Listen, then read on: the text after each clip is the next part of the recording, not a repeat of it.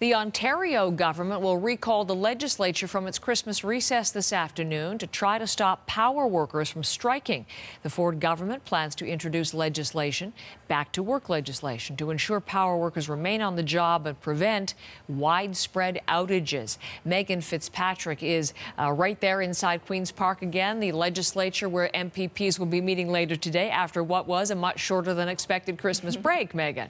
Yeah, it sure was. They'll be back here, Heather, because on Friday, the union representing some 6,000 power workers gave notice of its intention to take a job action. That came after members rejected the latest contract offer from Ontario Power Generation. And so what happened on Friday was it triggered a 21-day period where preparations can be made to close down 2 major nuclear power plants in Ontario, as well as dozens of hydroelectric power stations.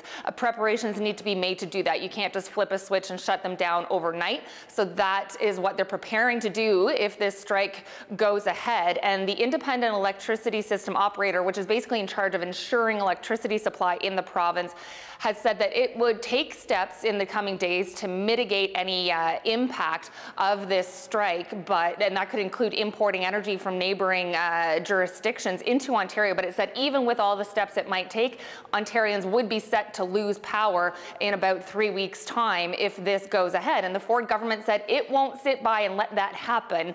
They said this would have a huge impact on the economy, and so it intends to pass back-to-work legislation. And that's why the MPPs, as you mentioned, will be back here this afternoon. It could take several days to pass this legislation, Heather, but the PCs do have a majority government, so they should be able to pass it. The official opposition, the NDP, might try and delay it, use some procedural tactics to draw this out a bit. They are likely to oppose the legislation itself, but it will pass at some point. But the MPPs, yes, having to interrupt their Christmas holidays, and they were back in their ridings working there, but they'll be making their way back to Toronto today and set to debate this later this afternoon. Okay, we'll await your coverage from there. Thank you, as always, Megan Fitzpatrick.